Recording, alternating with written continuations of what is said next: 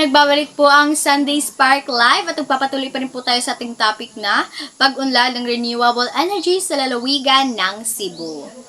Bagamat may malaking pag-unlad, may mga hamon pa rin sa pagpapalawak ng renewable energy sa Cebu.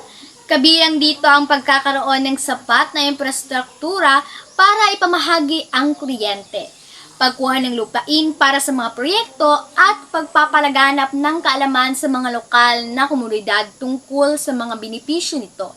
Sa kasalukuyan, ang mga ahensya ng gobyerno at pribadong sektor ay sama-samang nagplaplano para palawakin pa ang mga proyekto at tiyakin na ang lahat ng bahagi ng lalawigan ay makikinabang sa malinis at napapanatiling kuryente.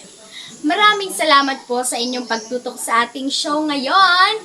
At sana may mga natutunan po kayong mga istoryas tungkol sa mga pag-unlad ng renewable energy sa lalawigan ng Cebu. At nakikita po namin ang inyong mga thoughts gamit lang ang hashtag na hashtag #HappySunday. Ako po ang inyong host, Gia Baco. Magkita-kita po ulit tayo sa susunod na linggo dito lang sa Sunday Spark Live.